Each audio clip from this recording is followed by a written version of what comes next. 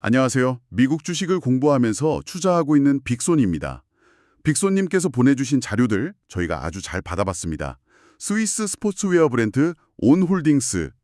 사실 많은 분들한테는 온러닝으로 더 유명하죠. 맞습니다. 2025년 3분기 실적 보고서에 어닝콜 전문, 또 시장 분석 기사까지 정말 꼼꼼하게 챙겨주셨는데요. 오늘 이 자료들 보면서 온홀딩스가 왜 이렇게 잘 나가는지 그 비결을 한번 속속들이 파헤쳐 보겠습니다. 사실 지금 스포츠웨어 시장 분위기가 그야말로 살얼음판이거든요. 그렇죠. 업계의 거인인 나이키마저 휘청이고 있고 또 무섭게 치고 올라오던 호카의 성장세도 약간 주춤하고 있단 말이죠. 네. 그런데 딱 한 곳, 바로 이 온홀딩스만 이 혹한기에 홀로 폭발적인 성장을 하고 있습니다. 모두가 불황이라고 말할 때 혼자 질주하는 이 회사의 엔진에는 과연 뭐가 들어있는지 오늘 빅손님과 함께 그 엔진룸을 한번 열어보겠습니다. 좋습니다. 엔진룸이라니 기대되는데요. 그럼 바로 본론으로 들어가 보죠. 온홀딩스의 3분기 실적, 헤드라인 숫자부터가 시장을 완전히 압도했습니다. 그랬죠. 순매출이 전년 동기 대비 24.9%나 증가한 7억 9,440만 스위스 프랑. 실적 발표하고 나서 주가가 하루 만에 20% 넘게 폭등했잖아요. 바로 그 지점입니다. 나이키는 앞으로 매출이 줄어들어갈 거라고 예고하고 있고 호카를 가진 데커스 아웃도어도 성장 둔화를 경고하는 마당에 온홀딩스만 완전히 다른 길을 가고 있는 거죠. 네, 시장의 이 찬바람을 혼자서 그냥 무력화시키는 듯한 모습이에요. 잠깐만요. 다른 회사들은 역성장이다, 재고가 쌓였다, 지금 난린데 온홀딩스만 이렇게 잘 나간다는 게 솔직히 좀 비현실적으로 들리는데요? 그렇죠. 이게 단순히 온이 요즘 핫해서 라고만 설명하기엔 뭔가 부족한 것 같습니다. 숫자로 증명되는 특별한 이유가 있겠죠? 정확한 지적이십니다. 핫하다는 감만으로는 투자를 할 수 없죠. 빅손님께서 보내주신 자료들을 보면 시장에 열광한 세 가지 명확한 숫자가 보입니다. 세 가지요? 네, 그 첫 번째가 바로 경이로운 수준의 매출 총이익률, 그로스 마진입니다. 저도 그 숫자를 보고 정말 눈을 의심했습니다. 65.7%라뇨. 네, 무려 65.7%입니다. 작년 같은 기간보다 5.1%포인트나 급등한 수치죠. 와... 이게 얼마나 대단한 거냐면요. 업계 리더인 나이키의 최근 분기 매출 총이익률이 한 41.5% 수준이거든요. 41.5%요? 네, 거의 25%포인트 가까이 차이가 나는 말 그대로 압도적인 수익성입니다. 65.7%. 솔직히 업계 평균을 생각하면 거의 2배 가까운 수치인데 이게 계속 유지가 가능한 건가요? 빅손님 같은 꼼꼼한 투자자라면 분명 여기 혹시 함정이 없나? 하고 의심해 볼 것 같거든요. 그렇죠. 이 놀라운 마진에 일회성 요인 같은 게 숨어 있지는 않은가요? 역시 예리하시네요. 맞습니다. 회사에서도 밝혔어요. 예상보다 운송비가 좀 낮아지면서 약 2%포인트 정도의 일회성 긍정적 효과가 있었다고요. 있었군요. 하지만 중요한 건 그 거품을 걷어내도 63%가 넘는다는 사실입니다. 여전히 업계 최고 수준이고요. 온홀딩스의 근본적인 수익 구조가 얼마나 탄탄한지를 그냥 증명하는 거죠. 그렇군요. 일회성 요인을 빼도 클래스가 다르다는 거네요. 그럼 두 번째 숫자는 뭔가요? 두 번째는 시장의 예상을 그냥 박살내버린 주당 순이익, EPS입니다. EPS. 시장에서는 조정 주당 순이익을 한 0.25 스위스 프랑 이 정도로 봤는데 뚜껑을 열어보니까 0.43 스위스 프랑이 나온 겁니다. 와, 예상치의 거의 2배네요. 그렇죠. 완벽한 어닝 서프라이즈였죠. 매출 성장이 비용 다 빼고도 고스란히 주주들 이익으로 연결되고 있다는 가장 확실한 신호고요. 그리고 마지막 세 번째는 폭발적인 순이익 증가. 전년 대비 무려 289.8%나 급증했습니다. 289.8%. 네, 이 세 가지 숫자가 시장에 오는 다르다는 아주 강력한 메시지를 던진 겁니다. 이런 숫자들을 보니까 마치 정교하게 조립된 기계의 설계도를 보는 것 같은데요. 그럼 이 성장이라는 기계가 어떤 부품들로 이루어져 있는지 채널, 지역, 제품 이 세 가지 핵심 부품을 하나씩 뜯어보면서 분석해보죠. 좋은 비유입니다. 온홀딩스의 강점은 이 부품들이 어느 하나 빠짐없이 전부 다 잘 돌아가고 있다는 점이거든요. 먼저 판매 채널부터 보면요. 소비자에게 직접 판매하는 DTC 채널의 성장이 아주 눈에 띕니다. 온라인 스토어나 도쿄, 추리에 같은 도시에 문을 연 직영 플래그십 스토어를 통해서 27.6%나 성장했죠. DTC 채널이 중요하다는 얘기는 많이 듣는데 구체적으로 왜 그런가요? 프리미엄 브랜드에게 DTC는 생명줄과도 같아요. 중간 유통사를 안 거치니까 마진이 훨씬 높고요. 무엇보다 고객 데이터를 직접 확보하면서 브랜드 이미지를 완벽하게 통제할 수 있습니다. 아, 이미지 컨트롤이요? 그쵸. 우리는 이런 브랜드다라는 메시지를 희석시키지 않고 그대로 전달하는 거죠. 근데 동시에 도매 채널, 그러니까 일반 리테일 매장을 통한 판매도 23.3%나 늘었어요. 와, 둘 다 잘했네요. 이건 특정 채널 하나만 잘 나가는 게 아니라 그냥 시장 전체에서 온 주세요 하는 사람이 그만큼 폭발적으로 늘었다는 얘기입니다. 지역별 성과는 더 드라마틱하더라고요. 특히 아시아 태평양 지역 성장률은 정말 입이 떡 벌어질 정도였습니다. 네. 아시아 태평양 에이펙 지역은 순매출이 무려 94.2%나 급증했습니다. 94.2%? 네. 환율 변동 효과를 뺀 고정 환율 기준으로는 109.2%. 4분기 연속 세 자릿수 성장이라는 대기록을 지금 쓰고 있는 겁니다. 특히 중국이랑 일본이 새로운 핵심 시장으로 떠오르고 있죠. 근데 가장 큰 시장인 미주 지역은 10.3% 성장으로 숫자만 보면 다소 좀 완만해 보이는데요. 이 부분 어떻게 봐야 할까요? 바로 그 점이 이번 실적 발표에 숨겨진 하이라이트입니다. 오, 하이라이트요? 네. 보고된 성장률 10.3%는 스위스 프랑 강세라는 환율 역풍을 맞은 숫자고요. 이걸 제외한 실제 성장률은 21%로 아주 견고합니다. 아, 그렇군요. 하지만 진짜 무서운 점은 따로 있습니다. 온홀딩스는 최근 미국 시장에서 제품 가격을 올렸어요. 가격을 인상했다고요? 네. 그런데도 수요가 전혀 꺾이지 않은 겁니다. 가격을 올렸는데도 사람들이 계속 산다? 그렇습니다.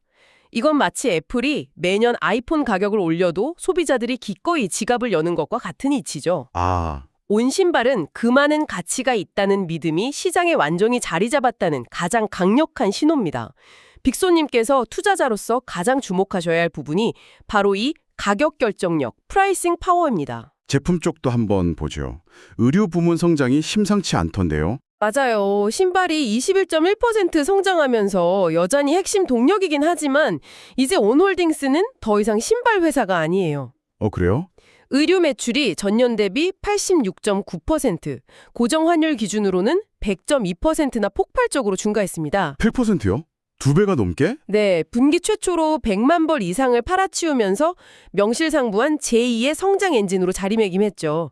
신발, 의료, 그리고 아시아 시장이라는 세 개의 엔진이 동시에 최대로 가동되고 있는 그런 형국입니다. 알겠습니다. 3분기 실적은 정말 나무랄 데가 없네요. 근데 투자자들은 항상 다음을 보지 않습니까?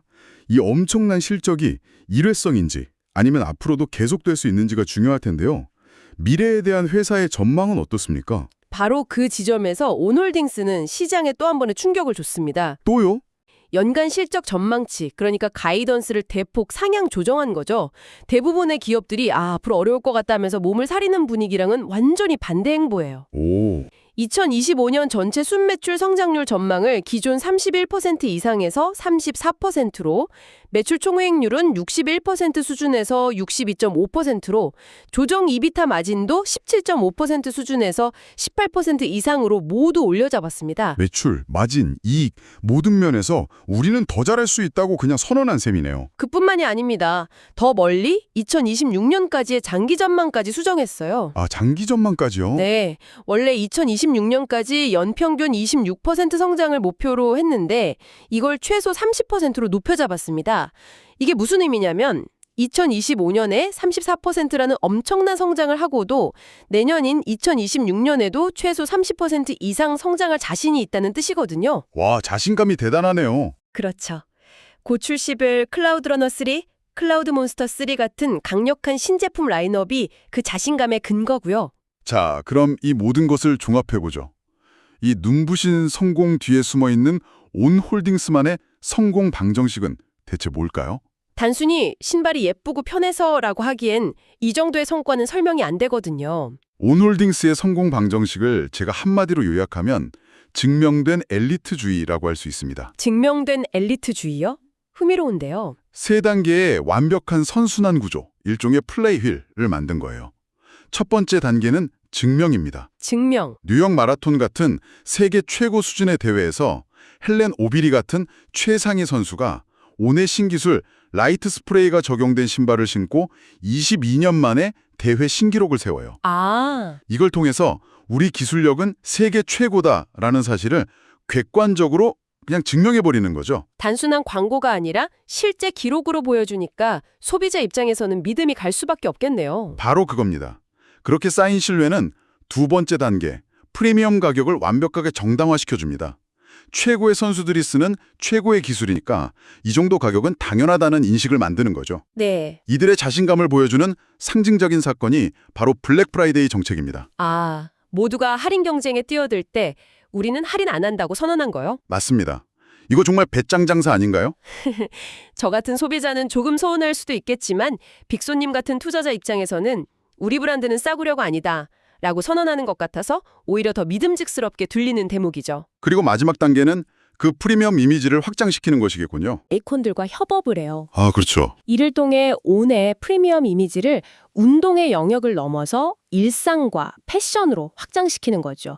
이 세 가지, 기술력 증명, 프리미엄 가격 정당화, 그리고 문화적 확장, 이 톱니바퀴가 딱 맞물려 돌아가면서 할인이 필요 없는 강력한 브랜드를 만드는 겁니다. 와, 이러니 혁신이 정체된 나이키나 기능성에만 집중하던 호카가 파고들 틈이 없는 거죠. 정말 완벽한 전략이네요. 자, 그럼 이 모든 분석을 바탕으로 투자자이신 빅소님을 위해 핵심 투자 포인트를 정리해 보겠습니다. 온홀딩스에 투자할 때 우리가 무엇을 가장 눈여겨봐야 할까요? 네 가지로 압축해 볼 수 있습니다.